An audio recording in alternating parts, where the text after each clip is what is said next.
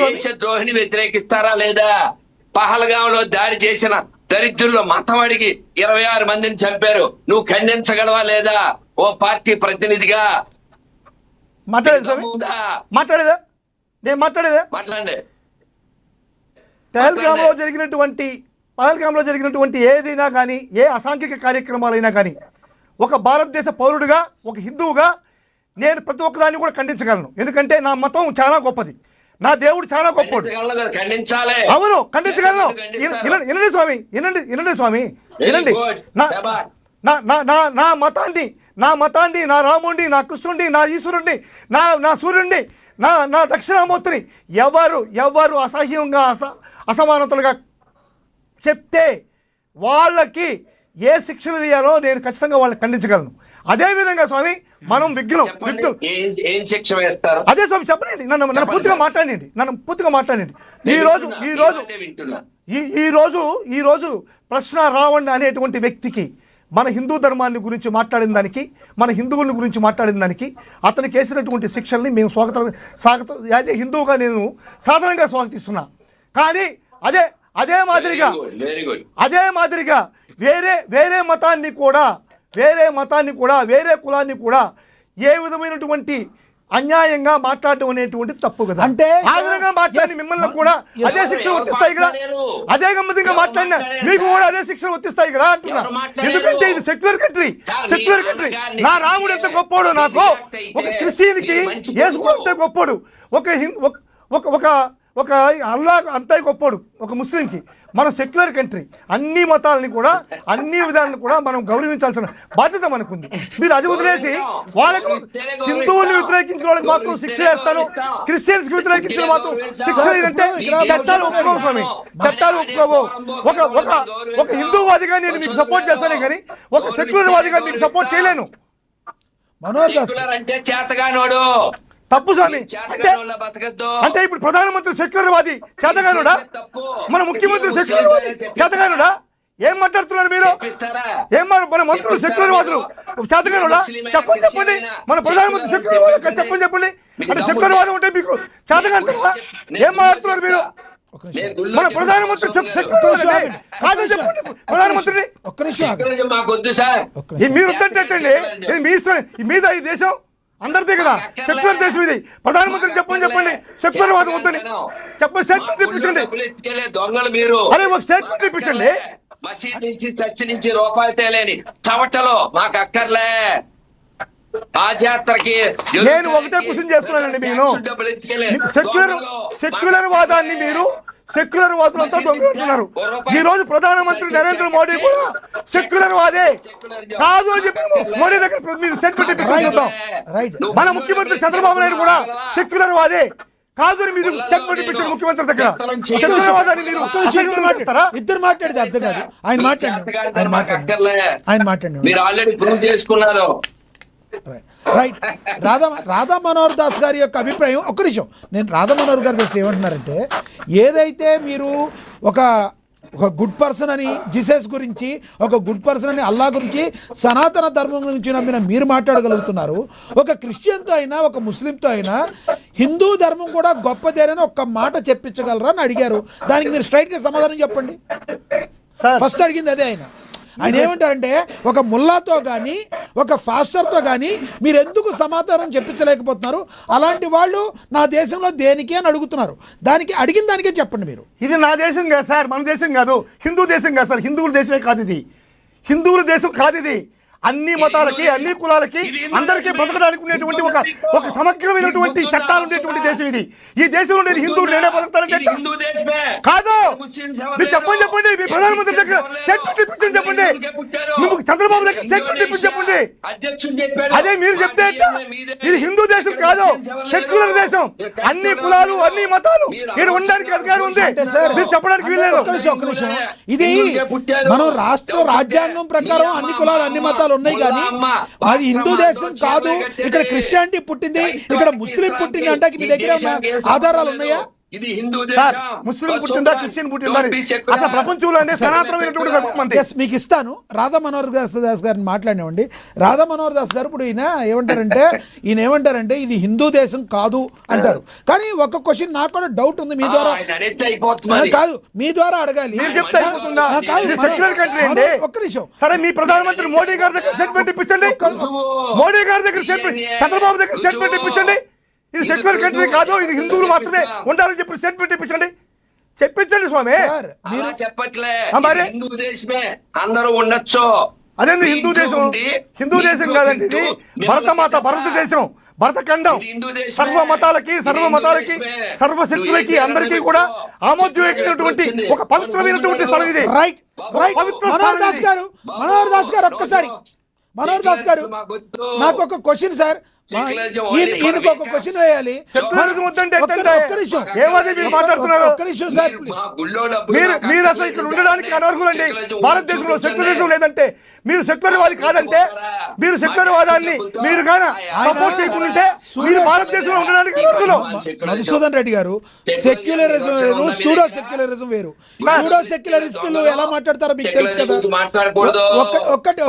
ఒకటి రాధా మనోహర్ దాస్ గారి ద్వారా ఒక క్వశ్చన్ అయితే అడగాలనుంది. ఒక్కటి మీరు చెప్పండి, ఇప్పటి వరకు కూడా ఎవరు కూడా ఎక్కడ లేని మతంని హిందువులు ఎక్కడైనా కూడా ఎవరినన్నా కన్వర్ట్ చేశారా? ముస్లింలు ఎవరినన్నా కన్వర్ట్ చేశారా? లేదంటే క్రైస్తవులు ఎవరినన్నా కన్వర్షన్స్ అనేవి ఎందుకు జరుగుతున్నాయి? హిందుస్థాన్ కాదని మీరు ఎలా అంటారు? ఇది మన హిందూ ధర్మం ఆచరించే దేశంలో పరాయి మతం వాళ్ళు ఉన్నా కూడా మనం ఉండండి అని చెప్పాం. అంతేగాని ఇది హిందూ దేశం కాదంటానికి మీ దగ్గర సాక్ష్యాలు ఏమున్నాయి సార్? మీరు ప్రపంచంలోనే అతి సనాతనమైనటువంటి ధర్మం హిందూ ధర్మం. సార్ ఒక్క నిమిషం చెప్పండి సార్. యాంకర్ గారి పేరు లక్ష్మీనాగ్ సార్. లక్ష్మీనాగ్. యాంకర్ మీ పేరు నాన్న? లక్ష్మీనాగ్ అండి. లక్ష్మీనాగ్. లక్ష్మీ నరసయ్య గారు. నాగ్ లక్ష్మీనాగ్ గారు. ఎస్. లక్ష్మీనాగు. యా. మీరు చాలా బుద్ధితో మాట్లాడుతున్నారు. ముందుగా మీకు శుభాభినందనలు. ఎందుకంటే ఈ దేశానికి రాముడికి సంబంధం ఉంది, ఈ దేశానికి శివుడికి సంబంధం ఉంది. 12 ద్వాదశ జ్యోతిర్లింగాలు, 18 అష్టాదశ శక్తిపీఠాలు, 108 వైష్ణవ దివ్యదేశాలు. ఈ దేశానికి బైబిల్కి, ఈ దేశానికి క్రైస్తవానికి ఏం సంబంధం లేదు. కేవలం దోచుకోవడానికి వచ్చినటువంటి మతాలు. మనోహర్ దాస్ గారు ఒక్కటి మీరు గమనించాలి. ఒక్క మాట చెప్పండి సార్. మీకు డౌట్ ఉంటే నేను చెప్పిన మాటలు ఆ కాశ్మీర్ ముఖ్యమంత్రులు ముగ్గురు చెప్పిన మాటలు వినండి. నిన్న ఇండోనేషియా అధ్యక్షుడు చెప్పిన మాటలు వినండి. మాటలు వినొద్దు. ఒక రావణ్ పాకిస్తాన్ వాడు కూడా చెప్తున్నాడు. ఈయన వచ్చి ఇప్పుడు ఇది హిందుస్థాన్ కాదంటే అయిపోతుందా? నేను హిందుత్వం కాదని స్వామి, నేను చాలా పరిపూర్ణ హిందుత్వంలో. నేను హిందువుని, నేను దక్షిణామూర్తి భక్తుడిని. ప్రతిరోజు సూర్య నమస్కారం చేసే వ్యక్తిని. అయినంత మాత్రం సెక్యులర్ కంట్రీ ఇది. వాళ్ళ తాత పేరు తులసీరామ్. ఒక్కసారి పేరు ప్రభాస్ అని పెట్టుకోండి. గారు ఒక్కసారి మా రావణ్ మాట్లాడిన ఇమేజ్ బయట ప్లే అవుతుంది. ఒకసారి అది ప్లే చేశాక ఒకసారి రాధా మనోహర్ దాస్ గారితో మాట్లాడిద్దాం. తర్వాత మీకు ఇస్తాను సార్. నేను ఒక పావుగంట ఎక్స్టెన్షన్ చేద్దాం. No issue. రైట్. ఒక్కొక్కసారి కొంతమంది ట్రోల్ చేస్తూ సన్న ఆతుల ధర్మం అని చెప్పని అంటారు. దాన్ని బూతు కింద కూడా వాడతారు. ఎక్కడ బంగ్లాదేశ్ లో పుట్టిన లేఖనా కొడుకులు హిందువులు లేని ఇష్యూ గురించి మాట్లాడి కశ్మీరీ పండిట్స్ మానవహోమం చేశారు, ఓచకోత కోసారు అని చెప్పుకుంటూ మాట్లాడి కశ్మీరీ ఫైల్స్ అని చెప్పుకోబడే ఒక దొంగ నెంబర్ తీసుకొచ్చి బయటికి ఇంతమంది చనిపోయారని చెప్తే మన వీడియోలో కూడా చెప్పాం. 100 మంది కూడా లేదు చనిపోయిన వాళ్ళు ఒక 20 సంవత్సరాలుగా చూస్తే. మహాభారతం తీసుకొచ్చి ద్రౌపదిని చీరలాగారు, మన ఇతిహాసాలు చెప్పిన అని చెప్పి చెప్పరా నా కొడక. నువ్వు సొంత రాజ్యంలో తరిమించుకొని రాముడు అని చెప్పనంటే ఎలా ఉంటది? రాజ్యంలో పోండి అని చెప్పని తరిమించుకొని అడవిలో అడుక్కు తిని. రామాయణంలో సీతను వదిలేసిన రాముడి గురించి నువ్వు చెప్పాలి చేపించరా? ఈ రోజు అగ్ని ప్రవేశం చేపించరా నా కొడక? నువ్వు సీతని వదిలేసిన రాముడిని ఆదర్శంగా తీసుకుని ఈ రోజు ఎంతమంది భర్తలు వాళ్ళ భార్యను అగ్ని ప్రవేశం చేపిస్తారని చెప్పని రోడ్డు మీద అడగరా నా కొడక? పూజారులు వాటాల కోసం, ఆ చందాలేసి ఆ డబ్బాల కోసం, చందాలు వేసుకునే డబ్బాల కోసం కొట్టుకొని వస్తున్నారు. అరే బ్రోకర్ నా కొడక. యా, ఈ కొన్ని వల్గర్ వర్డ్స్ అయితే మిమ్మల్ని పవన్ కళ్యాణ్ గారిని ఉద్దేశించి మాట్లాడారని బయట ప్రచారం జరుగుతుంది. దీని ఏమంటారు మీరు? రావణ్ మాట్లాడిన విషయాన్ని ఖండిస్తారు. దాని మీద ఒక ప్రకటన కూడా చేస్తారు, ఒక వీడియో విడుదల చేస్తారు, ఒక సంతకం పెట్టి ఒక దాన్ని ఏమంటారు కాగితం మీద రాసి వారి పార్టీ తరఫున వీడిని ఖండిస్తూ అదేదో ఉంటుందలే అధికారిక నోటి సార్ చెప్పండి. అధికారిక పార్టీ ఏదో ఒకటి చేస్తారు, ఎందుకంటే ఆయన హిందువు కాబట్టి, నికాస్ ఆయన హిందువు కాబట్టి చేస్తారు, ఖచ్చితంగా ఖండిస్తారు. అందులోనూ ఆయన సెక్యులర్ కూడా కాబట్టి, ఆయనకి అందరూ కావాలి కాబట్టి వద్దా జోసెఫ్ అనే వద్దా వద్దా వద్దా స్వామి ఇస్తాను వద్దా మాట్లాడండి. చెప్పండి మీరు అంటున్నానయ్యా. చెప్పండి ఇప్పుడు మనం విందాం. ఇప్పుడు ఆ వాయిస్ ఉన్నారు కదా, ఆ వాయిస్ ఉన్నందుకే భారతదేశంలో అత్యంత ఘోరమైనటువంటి శిక్షా స్మృతులు యుఏపిఏ అనేటువంటి సెక్షన్ల ప్రకారం అతను ముద్దాయిగా దేశిగా ఇప్పుడు లోపలికి వెళ్తున్నాడు. తెలుసా మీకు? అత్యంత పవర్ఫుల్ సెక్షన్లతో లోపలికి వెళ్తున్నాడు. మరి మీకు అదే చేయాలా? ఏమలేదా? మరి ఎందుకు సార్ అంబటి రాంబాబు గారు లీగల్ సపోర్ట్ ఇస్తారన్నారు? మేము ఒకటే చెప్తున్నాం సార్, నేను చెప్పేదండి, నేను ఒకటే మాట్లాడుతున్నాను. ఏదైనా సరే వైఎస్ఆర్ కాంగ్రెస్ పార్టీ స్టాండ్ చెప్తాను. స్వామి గారు వెళ్ళిపోయిన తర్వాత మీకు చెప్తాను ఆ విషయం. స్వామితో మాట్లాడినాను. ఇంతకీ వాడిని ఖండించలేదు. ఎవరు ఖండించలేదు? తర్వాత ముందు వాడిని ఖండిస్తున్నారా లేదా? ఖచ్చితంగా మేము ఖండిస్తున్నామండి ఈ మాటల్ని. ఖచ్చితంగా మా పార్టీ ఖండిస్తుంది. మా పార్టీ వ్యక్తి కాదు ఇతను వచ్చి బాలకృష్ణకి, చంద్రబాబుకి వాళ్ళకి మాత్రమే అభిమాని, మాకు కాదు. మీరు చూడండి, జగన్మోహన్ రెడ్డి గారిని ఏ విధంగా ఇతను దుర్భాషలాడి ఉన్నాడో 2014 నుంచి 2019 వరకు జగన్మోహన్ రెడ్డి గారిని ఏ విధంగా దుర్భాషలాడి ఉన్నాడో ఒకసారి మీరు చూడండి. మీరు పోయి చూస్తే తెలుస్తుంది. భయంకరమైన దుర్భాషలాడినారు. మా పార్టీ తరఫున ఇతను ఖండిస్తున్నాం. ఈ వ్యాఖ్యల్ని ఖండిస్తున్నాం. మా పార్టీ తరఫున ఒక హిందువుగా నేను ఖండిస్తున్నా. ఈ దేశం ధర్మం. అతను ఎవరండి? ఖండిస్తున్నాం స్వామి. జోసెఫ్ అనే అతను ఎవరు? ఓ క్రైస్తవుడు. అతను పైన ముసుగు వేసుకున్నాడు. అతను ముసుగు తొలగిపోయింది. స్వామి క్రైస్తవుడైనా, ముస్లిముడైనా, బౌద్ధుడైనా వేరే పార్టీని ఈ విధంగా కించపరిచి మాట్లాడే వ్యక్తిని వైఎస్ఆర్ కాంగ్రెస్ పార్టీ క్షమించదు. వైఎస్ఆర్ పార్టీ క్షమించదు. మార్పు వచ్చింది. వైఎస్ఆర్ పార్టీ క్షమించదు. హిందువులు ఉన్నారు. Very good sir. గతంలో కానీ అదే సెక్షన్స్ అందరికీ అప్లై చేయాలంటున్నాం. అదే సెక్షన్స్ అందరికీ అప్లై చేయాలంటున్నాం. గతంలో పవన్ కళ్యాణ్ గారు చెప్పున్నారు, విశ్లేషకులు కొంతమంది అభిప్రాయపడుతున్నారు, ఈ దేశాన్ని మొక్కలు చేయాలన్న ప్రతి వాడిని లోపల వేయాలి.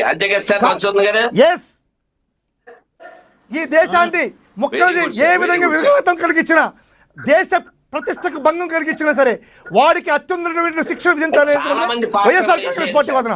అంటే చాలా మంది కాదు సార్, మీరు రాధా మనోహర్ దాస్ గారు కొంచెం పాలిటిక్స్ కూడా మీరు చూస్తూ ఉంటారని నేను అనుకుంటున్నాను. గతంలో పవన్ కళ్యాణ్ గారు వైసీపీ పార్టీలో కొంతమంది అందరూ చెడ్డోళ్ళు ఉన్నారని నేను అనను, కొంతమంది మంచి వ్యక్తులు కూడా ఉన్నారు.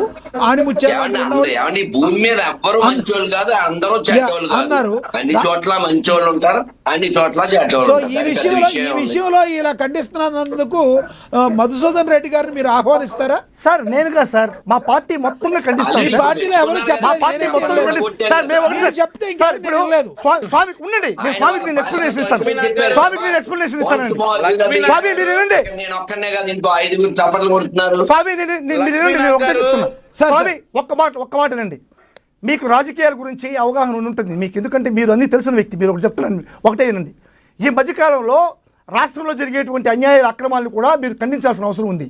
ఎందుకంటే ఒక లాకప్ డెత్ జరిగితే ఆ లాకప్ డెత్తో జరిగినటువంటి ఒక వ్యక్తి కనీసం డెడ్ బాడీ కూడా ఇవ్వకుండా, అతను బూడిద కూడా ఇవ్వకుండా ఆ తల్లి ఎంత ఘోరంగా ఏడ్చిందో మీరు అందరూ కూడా గమనించారు. అంటే ఉండండి సార్, స్వామితో మాట్లాడండి. ఇప్పుడు ఏ విధమైనటువంటి ఏ వ్యక్తినైనా కానీ ఈ తెలుగుదేశం పార్టీ ఏం చేస్తుందంటే తనకు కాని వ్యక్తిని అక్రమంగా హింసించి చంపేసి బూడిద కూడా లేకుండా చేసేటువంటి కార్యక్రమాలు చేస్తుంది. ఇటువంటి కార్యక్రమాల్లో తెలుగుదేశం పార్టీ చట్టాన్ని తన చేతిలోకి తీసుకుంటుంది, విధుల్ని తన చేతిలోకి తీసుకుంటుంది. వీటన్నిటినీ కూడా మీరు స్వామి గారితో మాట్లాడుతున్నట్లేదు, అది 1-to-1 మాట్లాడుతున్నట్టుంది. నేను ఇస్తాను మీకు సమయం అయిపోయింది. వీటన్నిటినీ కూడా తెలుగుదేశం పార్టీ పోతుంది సార్. స్వామి మధుసూదన్ గారు సార్ టాపిక్ పక్కపోతుంది. గవర్నర్ కరవండి, మీకున్న హక్కులన్నీ మీరు ఉపయోగించండి. దాన్ని తప్పు